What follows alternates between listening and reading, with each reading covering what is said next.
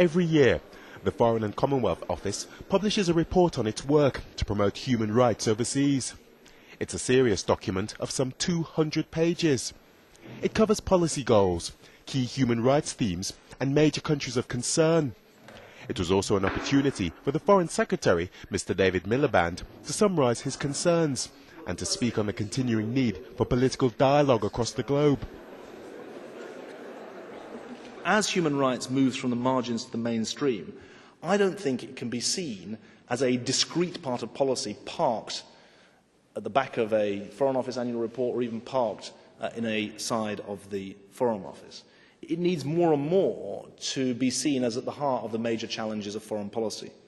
And I think if you look at the new strategic framework that the Foreign Office has published, all the 4 key foreign policy goals that we have set, tackling terrorism, reducing conflict, promoting low-carbon development, and building up strong international institutions, all 4 of those foreign policy priorities reflect concerns about human rights, reflect the role of human rights as a platform for progress, reflect the history of struggle for human rights and what we have learnt along the way, and reflect something else, namely that the case for human rights is a moral one, but it's also an instrumental one. They should be the basic rules for the world if we are concerned to find ways to share the planet together.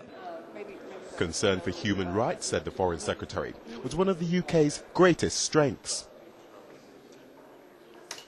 I think that the consciousness of the world was changed by the events of 11th September 2001, by the subsequent terrorist attacks, including here in London on the 7th of July 2005, and in Asia, and in the Middle East, where there have been terrorist attacks too.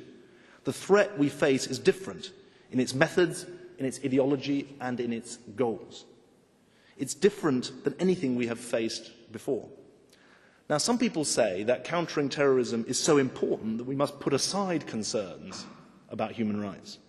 I actually think human rights and a concern for them are one of our greatest strengths in the battle to counter terrorism. Democratic and inclusive political systems around the world, first, are a bulwark against the terrorist mantra of incompatible civilizations. That's why we're right, in my view, to support the spread of democracy in Afghanistan, in Bangladesh, in Iraq, and defend fragile democracies in Lebanon, in Pakistan, and in Sierra Leone. Mr. Miliband also spoke of the situation in China. We need a clearer consensus, in my view, about the rights and the responsibilities of nation-states in advancing the Universal Declaration at home and abroad, the rights and responsibilities internally and externally as well.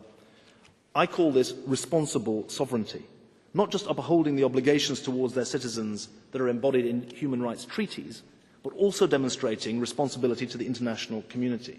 And China is a striking example here, a country which has lifted more people out of poverty than any in human history, but which now faces the urgent challenge of expanding the political and social rights of its people to match the economic and social progress which has been made.